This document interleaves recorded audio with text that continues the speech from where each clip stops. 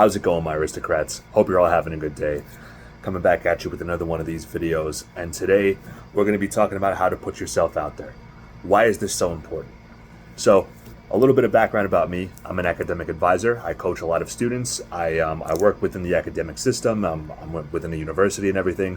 I work with a lot of students, both with career advisement, class planning, things of that sort. So like when we're talking about career things specifically and about what they want to do in the future, one of the things that I notice about so many of my students, and even amongst many of you guys who have messaged me in the Discord server and such like that, is this hesitancy towards putting oneself out there.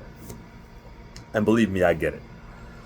Part of the reason for that is probably fear of rejection. And as somebody who was in the job market for as long as I was before I was employed, or before I am employed in my current place, rather, I should say, I was in the job market for a long time, and I know that feeling of rejection very well. I know that it's very demoralizing. I know that it really bothers one to the deepest parts of their core.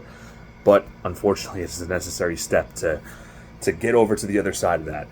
So today, what I want to talk about is 3 different ways to put yourself out there, both within the job market and, of course, with everyday life. So number 1, you'll find a little bit surprising, but create content. And I'll tell you why this is important. So not only is it good for business if you do want to get into building a business and things of that sort, but the thing is that creating content is so important because even if you're in the job market and even if you're not really that much of an entrepreneurial person, you are putting content out there for future employers or future partners or whoever to see, so they can see the quality of your work. So if you want people to recognize your talent and your value, you need to show them that you provide value in the first place. But how do they see that you provide value? You show them the quality of your work. For example, with the current job that I have, and with the job that I had before it when I was a GA, when I was working as a student counselor as a GA, how did I get those 2 jobs? Well, part of the reason how is because when I went to the interviews, this is after I created my YouTube channel and my Discord server about self-improvement and things of that sort. And even before the student GA position, I was in the application process with the DEA. I was trying to be a federal agent. The thing is that when you go into a federal interview, they let you know on the spot whether you passed or failed. So in the interview, they asked me some extracurricular questions about, like some things that I was doing. I was like, what are some extracurriculars? Like, what do you do on the side outside of academics and things of that sort? So I explained to them that I have a YouTube channel about self-improvement. I explained to them that I have a Discord server and that I'm actively taking a leadership role in coaching other men and trying to improve themselves or whatever. What happened? I passed that interview. What happened when I used my YouTube channel and my Discord server in the next interview with the student GA position? I got the job.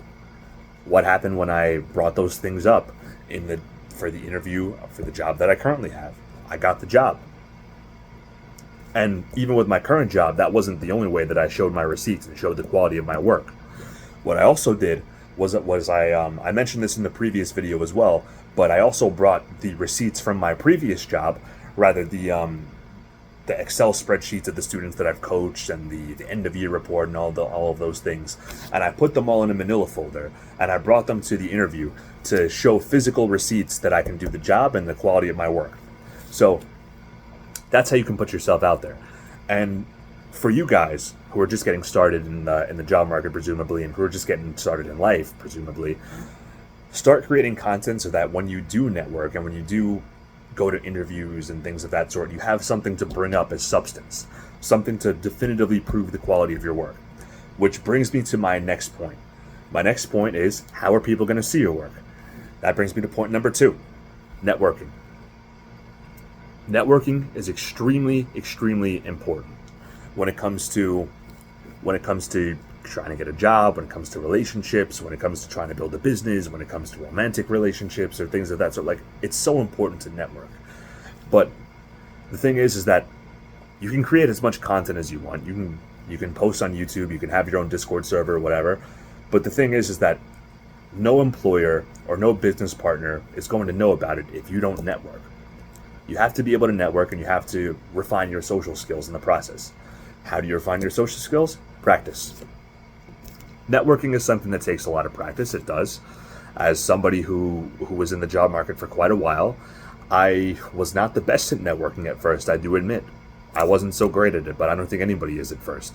I'm a pretty personable person, but the thing is it's like when you're first starting out in networking, it is this kind of big, scary thing for a lot of people. But once you put yourself out there enough times, and once you have enough social interactions with people in your field or anywhere else, then it becomes a lot easier to just unwind, be yourself, and connect with people who are similar in interests or who are in the same field as you or who might have an opportunity for you. And it also comes with recognizing opportunities. For example, just as a very, very small example, so to speak, in the back of my building, there's this guy who has a classic car. He's got a '67 Corvette, really beautiful car. But the thing is that I've been wanting to learn how to get into how to work on classic cars and things like that, because me and my girlfriend, we both like that kind of stuff, and we would love to have one eventually sometime in the near future. So I was thinking to myself, I'm like, oh, this right here is an opportunity to network with this person so that this person could possibly teach me how to do this and how to work on a classic car. So what did I do? I went up to him and I asked him about his car, and he was telling me his story and everything, and he was really happy to talk to me. And funny enough, this opportunity actually ended up turning into something a little bit more, because he said that he knows somebody at the university that I work at who's on the board. The board is the governing body of the university, as is the case with most universities. And that could be something very, very beneficial for my career advancement in the future. So as you can see, when you start to network and when you start to build these connections, there's more than just the main thing that you went there for that may come out of it. They may have something else for you. They may have some other opportunity for you, or know somebody else who may be able to help you. So that's the importance of networking. But in order to really refine that skill, and in order to really be able to be a personable individual when you're amongst these people, it takes practice. That's all I'm going to say. Just practice, practice, practice. Work on being yourself. Work on maybe some looks maxing. Maybe get a nice haircut and a beard trim or something like that. Or like maybe try something new that looks a bit cleaner and more refined. Maybe try finding some networking events in your area, especially when it comes to the job market. I mean, I think LinkedIn has a lot of them. LinkedIn has a lot of, and Handshake and LinkedIn both have some local networking events and such available based on your locality. But it's certainly of benefit for those of you who want to get into networking, and especially if you have specific fields that you studied that you need to network in order to get into. And that brings me to point number 3.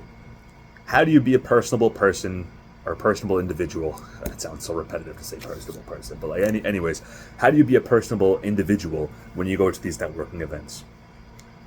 It comes with being yourself. And by be yourself, I don't mean that as in like the typical, just be yourself. Just be a degenerate. No. Being yourself involves finding the core of who you are, maybe meditating, maybe journaling, something like that, in order to find that core of who you are, what represents you, how you could not blend in with the crowd too much, or like how you can make yourself stand out, basically. How do you make yourself stand out in the crowd? And then putting that best foot forward and being yourself and coming into yourself in full confidence. Believe me, I've struggled with this as well. There was a time, especially in high school, early college, when I was simply just trying to go with the crowd, when I was simply just trying to say, okay, whatever, I'm going to go with the crowd. I'm just going to do whatever the crowd does or whatever, and just like a little simp, like a little freaking Jeffrey or whatever. But there came a point where my mind was like, no, I can't do this anymore. Why am I going to keep putting on a mask? And the second, this is especially around the time when I discovered self-improvement. This is around, like 2019, 2020, when I was first really getting into self-improvement.